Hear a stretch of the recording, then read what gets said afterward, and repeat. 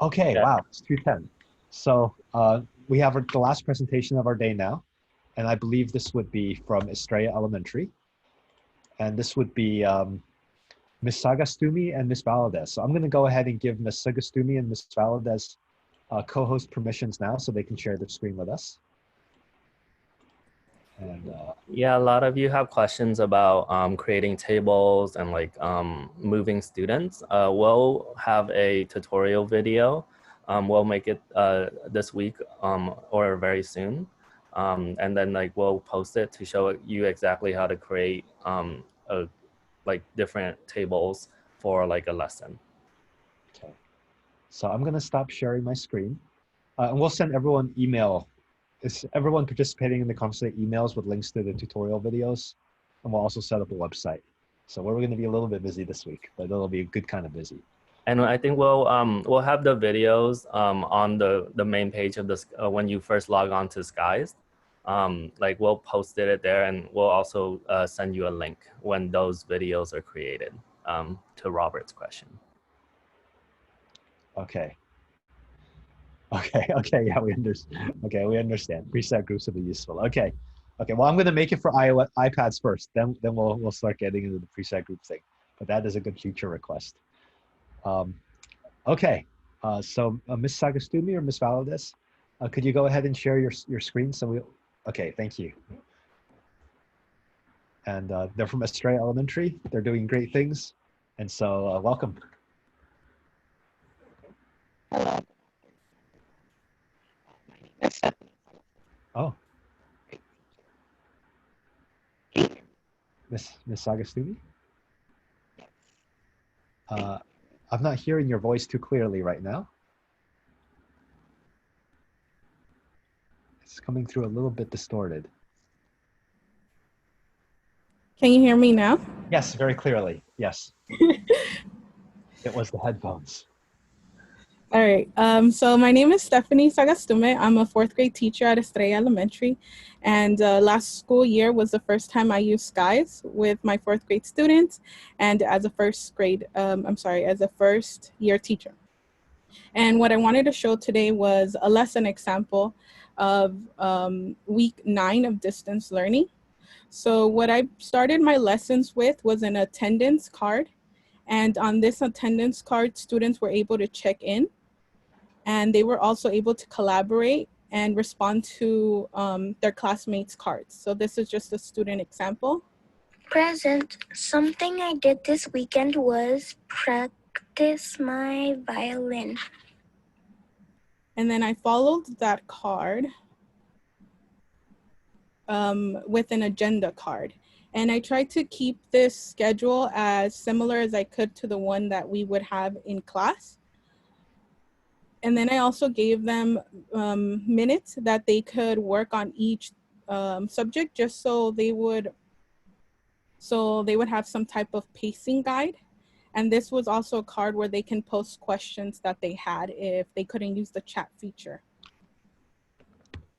Then what I did was I created a stay focused card. And I did this because early on, I found out that a lot of my students would not complete all of the cards, or they would skip around a lot.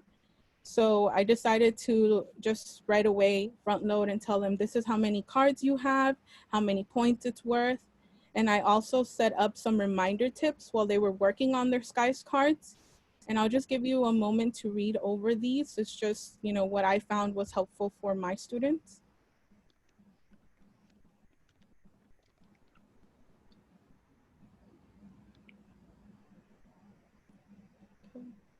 And after that, I had a morning work, and this was very similar to what we would do in class. In the morning, I would give them a prompt question that was that I put on the board, and they had a journal. And then they would have time during breakfast to respond to it. So this was one of my questions. And this is how I would start my lessons each time. And here is a student example. And another great thing was that they were able to add images to their responses. So I just made sure to turn on that response tool.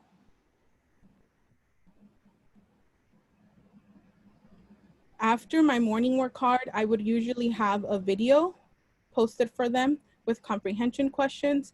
And the video would range, it could be a TED Talk video or a video just discussing what we would learn later on the SKYS cards. And then again, they were able to take a picture of their work. Following that was my ELA section. And at our school, we use Benchmark Advanced. So this was Unit 9, resources and their impact. I also made sure to include objectives in student-friendly language, and these I posted weekly, so I wouldn't change them daily. And here I used the text-to-audio feature just to help them, you know, since I wasn't there, I just wanted to have for them to have this extra support. Unit 9, resources and their impact. This month we will be learning about resources. And it's just reading what this card has here. Next was the Unit 9 Week 3 readings that I had, again from Benchmark Advanced, and they were able to annotate like we would do in class, underlining and highlighting key details. And here's a student example. You can see that they annotated, and then they also added text, just like we would do in class. Then here are comprehension questions of this reading. And what I learned as well going on through distance learning was that I needed to separate the questions for them in short responses. If I had just one card with all of these questions, they'd usually skip over questions and not respond to all of them. Following that, I had spelling words from Benchmark and a grammar sheet. And here's the text to audio feature again, just reading the words to them. Carefully. Declares. Despair.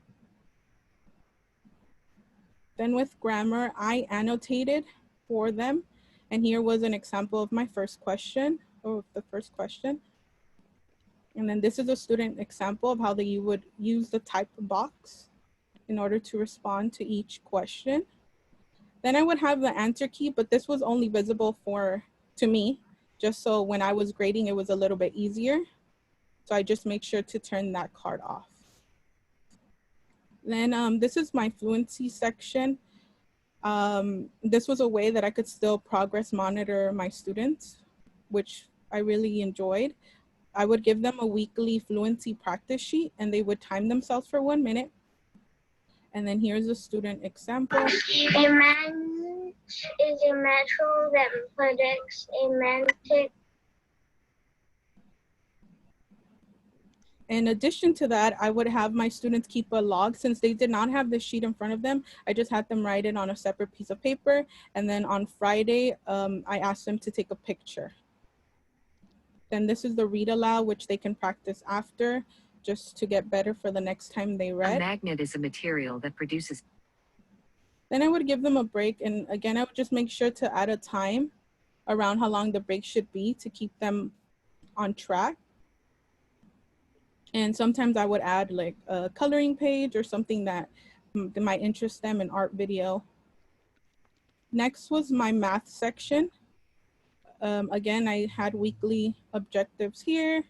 And then I started with a warm-up, either 1 minute division quiz or 1 minute multiplication quiz. And this was all review. The math that we did was all review. So what I would do would be to add a video. This one's from YouTube.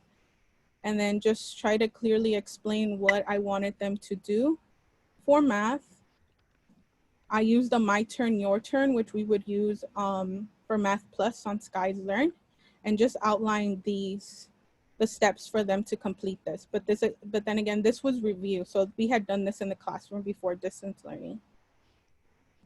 I separated the questions, but I made sure to add an extra card under the short responses so they can show their work, because I didn't want them to just use the calculator and then just input, you know, the answer without showing me that they knew how to do it.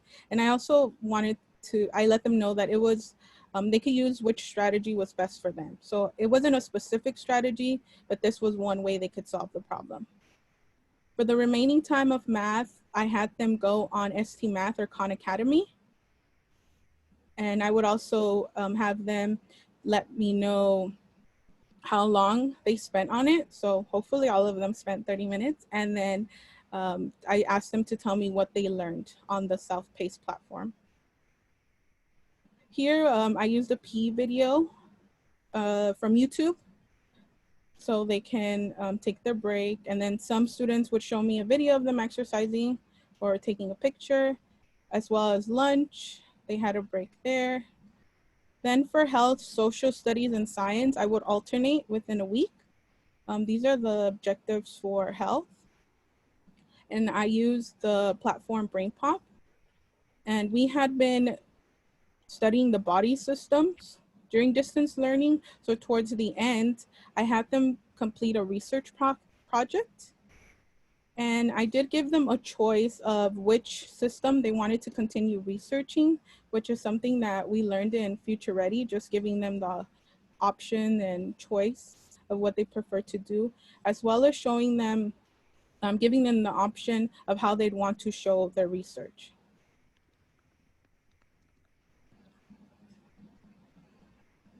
And then here are some of the projects my students did during distance learning.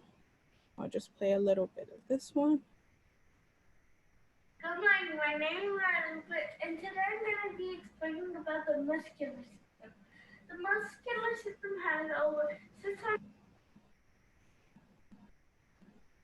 And I did add a homework section to my Skies lessons on Monday through Thursday, and it was just a short, either like a reminder that we had Zoom, and then I posted the Zoom link, and then an agenda for myself just to keep on track while I was on Zoom with them.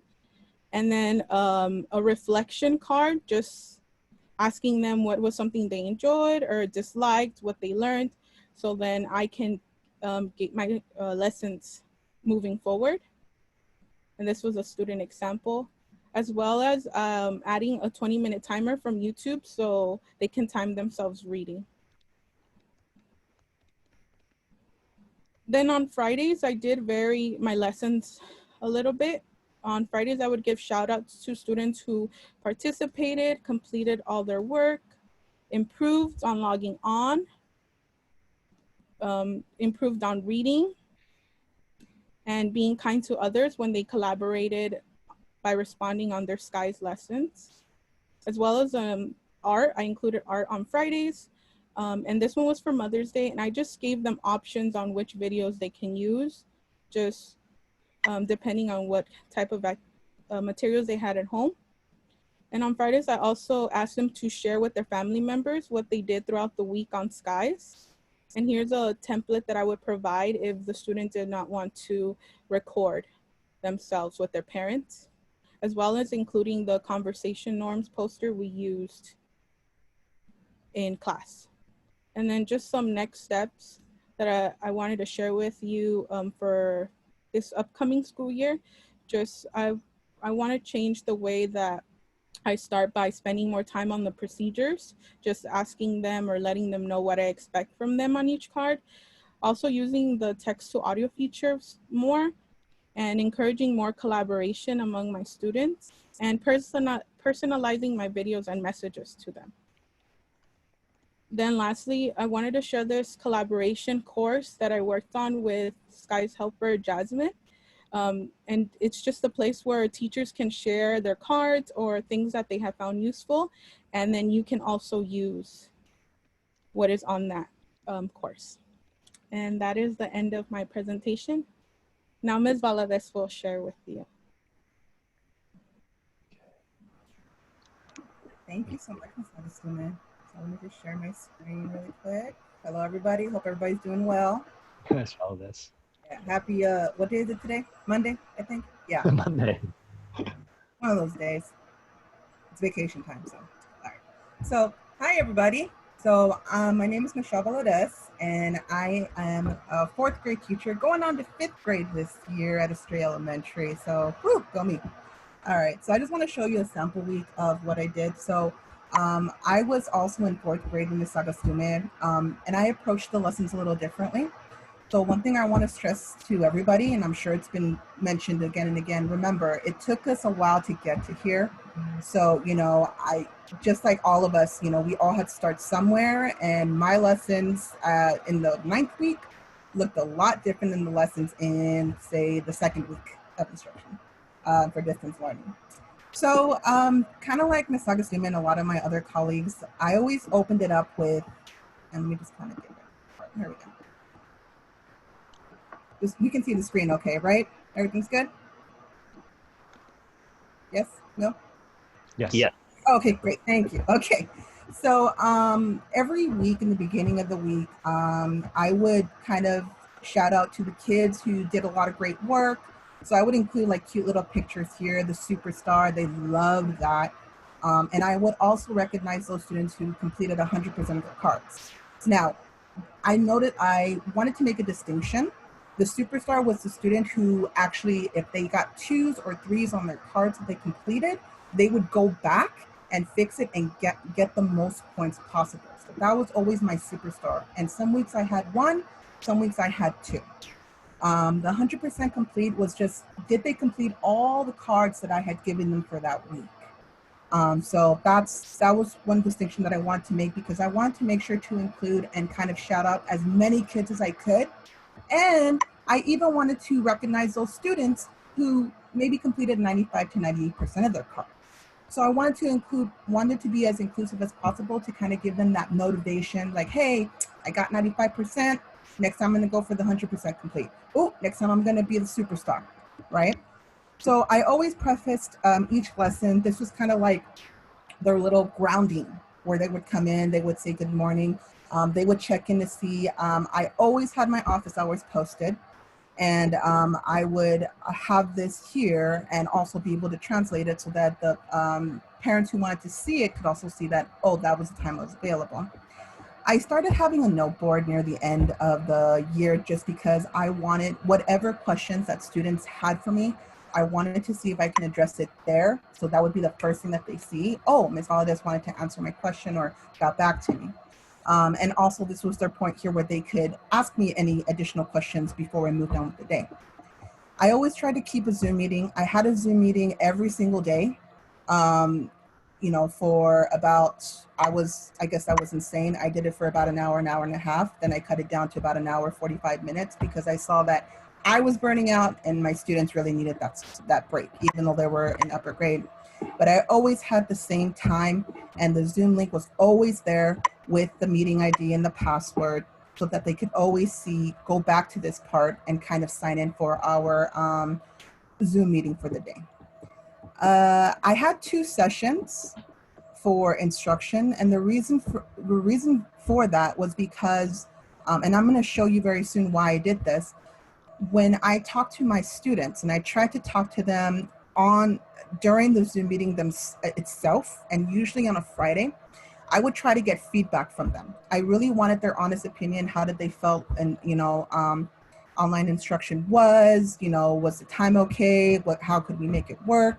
So in those results, I found that a lot of my students were supporting their younger siblings with their work. So maybe they couldn't see me in the morning, but they could see me in the afternoon, or they could work with me in the afternoon. Therefore, I had 2 separate agendas. And I always told them that if they sign in and check in on one agenda, they don't have to check in on the second agenda. So for me, colors was a big thing. My blue agendas were always for the mornings. My green agendas were always for the afternoons. And I tried to keep the instruction almost exactly the same, just for a later time. I always had a Zoom session, as I mentioned, and that was where, in the beginning, it was focused mostly on benchmark, and you'll see why in a little bit. But then as the year progressed, it moved on to any other subjects. It eventually got on to, okay, let me help you a little bit with math. Let me help you a little bit with writing. So that was all this. So that was their grounding, where they would always check in first. I always told them that they needed to check in here before they began with their day. So as you can see, I decided to break up my subjects into mini lessons. And the reason I did that is because when I was starting out, I decided to have all the subjects onto one lesson. That got very overwhelming for myself, and I think it got a little overwhelming for some students, so I decided to change it up. And just as a side note, before I go on and dive into each of my lessons, this is what I was talking about, a survey card.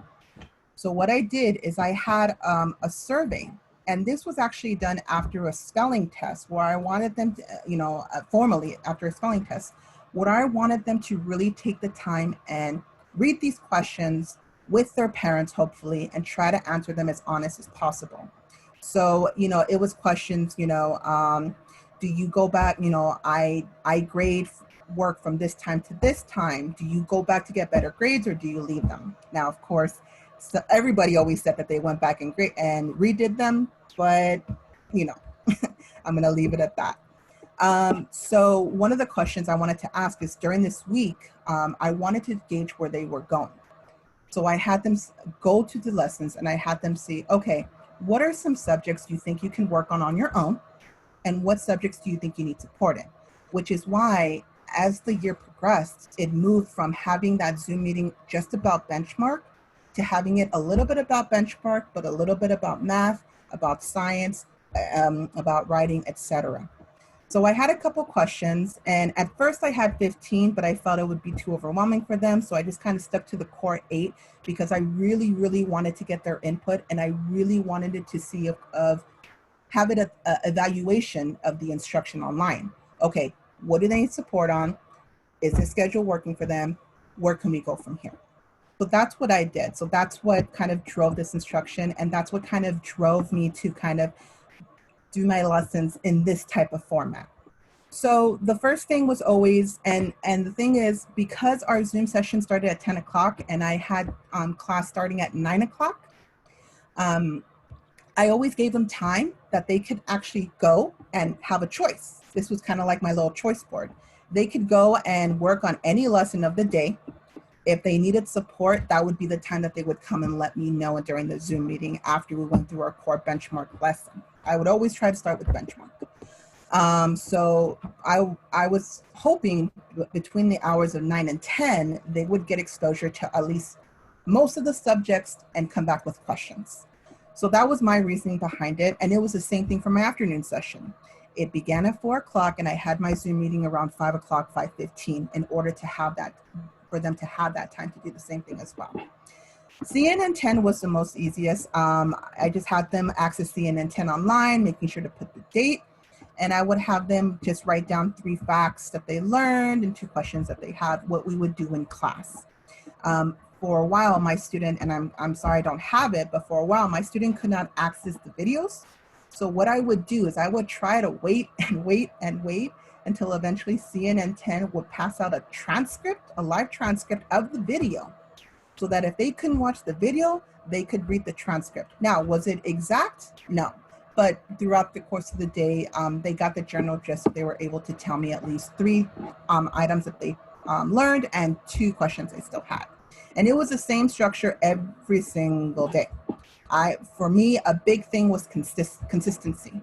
I had a consistent schedule in class. I wanted to have a consistent schedule outside of the class. Moving on to benchmark, I was really excited to show this lesson because we were doing benchmark, and one of the aspects was about poetry. Now, we dealt with poetry in Unit 3, and at that time, I was still trying to get used to the idea of poetry and its elements. But what I really liked about Skies was the fact that, you can actually annotate on these pictures themselves. So what I did is I was very thorough. I chose one song, kind of like a poem, and I would just kind of annotate and give students information about what were the features of a poem structure.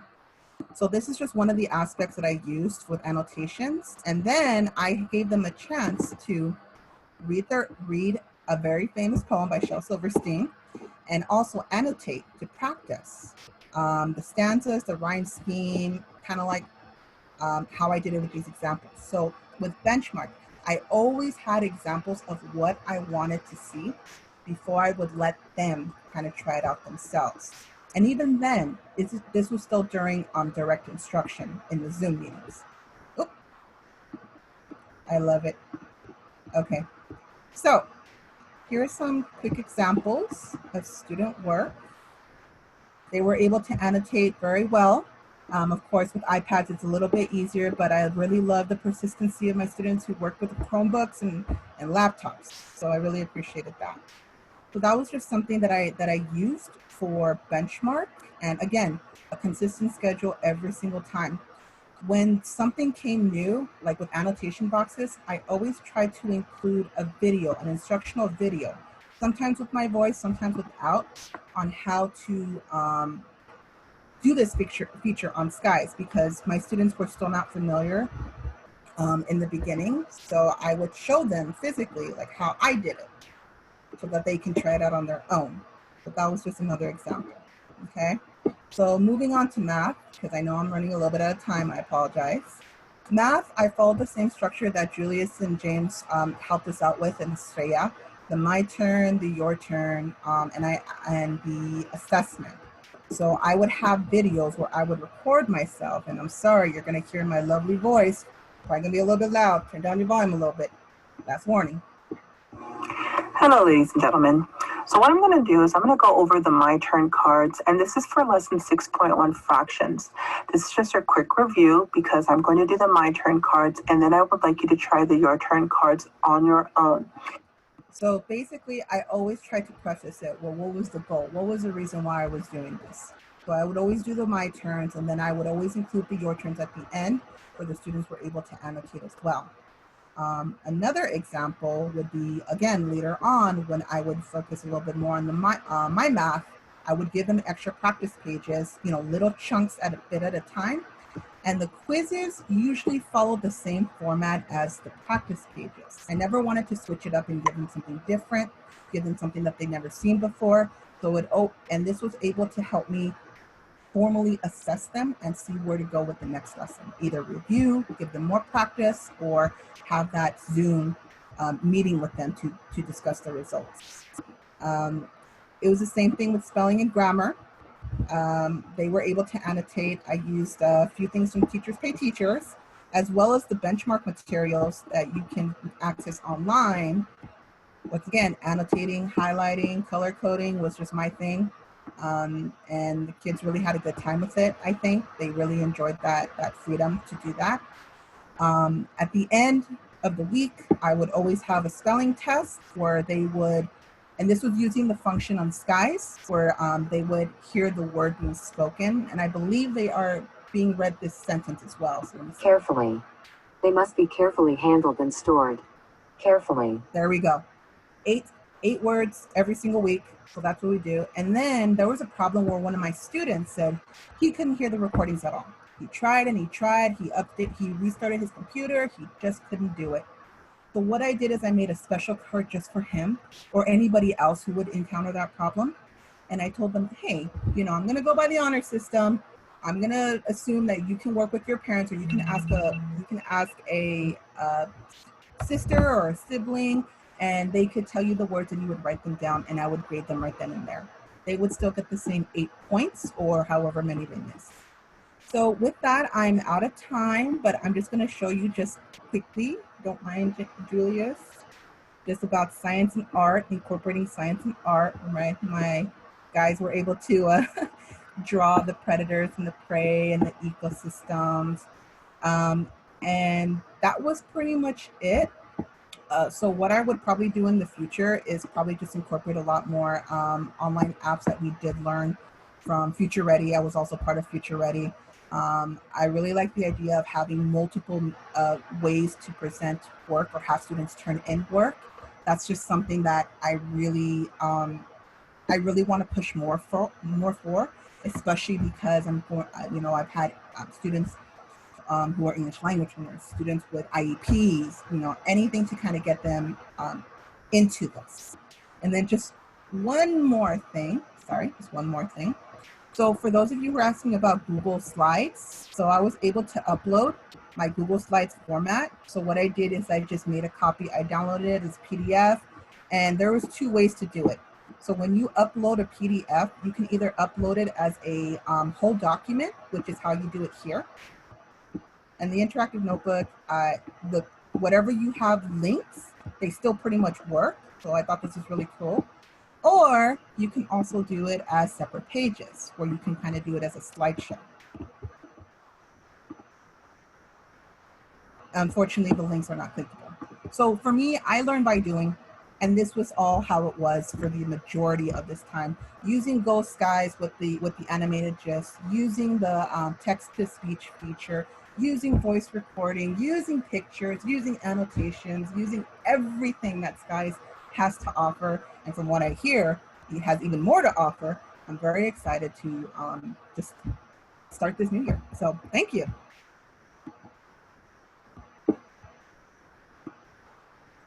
Thank you very much, Ms. Valadez and Ms. Sagastume. That was, again, another amazing set of lessons that I think we posted the share codes for already.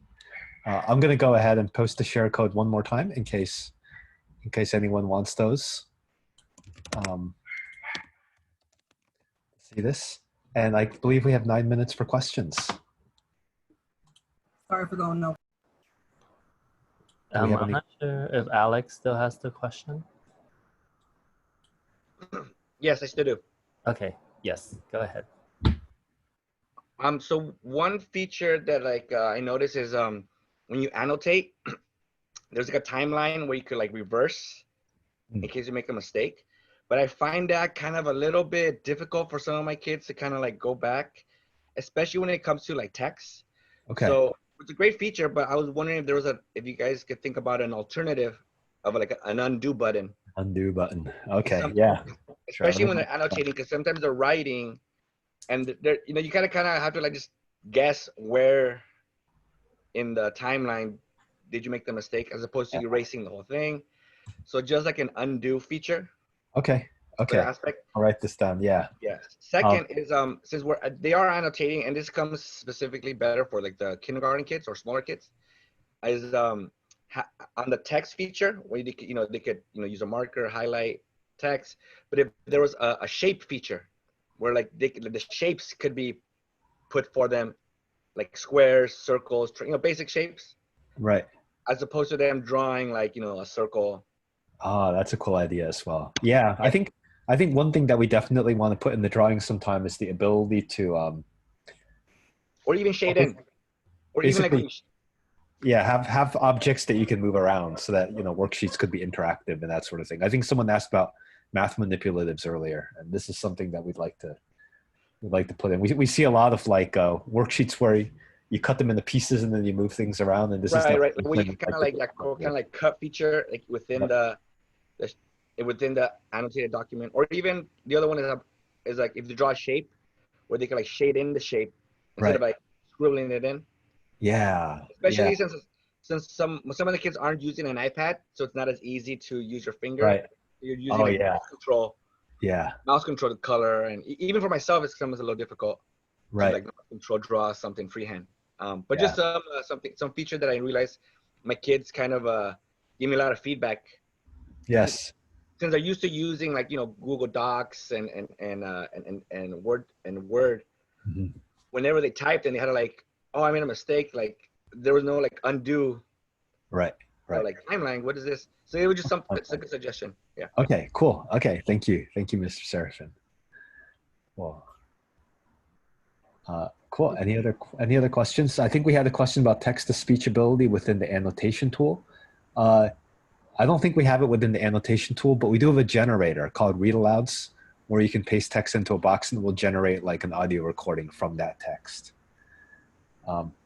Boom cards, I think that's another website that has some interactive lessons, and you can just go ahead and paste the link into Skies. We don't have a way to put the cards directly in the Skies, but we have a link that you can jump to Boom cards if that's something you want to use. I think the student data does not go to a grade book though, so that would be something separate you would have to do. Yeah, I think the text to audio generator, I think is perfect for like a K to like and first graders. I think somebody asked about that earlier when they're not used to reading yet. You can start with that and then like play it and they can follow along with the words if they're non-readers. Yes. So I think Derek has a question and then. Yes, I'm working with my grade level partner this week, and I want to transfer half the things I've typed, and he wants to transfer half of his and put in his name. So how would we put it? How would I take his course and put it in my name, and how would I take my whole course and put in his name all at one time without, going line by card by card, Right. So there's probably two ways to do this. I'll go ahead and share my screen to show. Right. Probably the easiest way to share a particular lesson is to go in and click on this code, and then change it to teacher share. Oh, teacher share. And then if you type in this teacher share code, it will automatically make a copy of that lesson plus all of the lessons underneath into your own course. So you can use that to like swap lessons, like trading baseball cards or Pokeballs or whatever. And where was that again? The teacher share, that the button? For the, if you click on the code here, click on and then code. you switch it from student join to teacher share. Right. The teacher share code is special. The student join code, it will only like pop you into the lesson, but the teacher share code will actually make a copy of the lesson into your own course. So that'd probably be the easiest way to do it. Thank you. That'll save a lot of time for both of us and Mr. Vaca. So thank you. Yeah, no, absolutely. So that should work well. Okay. Any other? I need to get back to the. How do I see the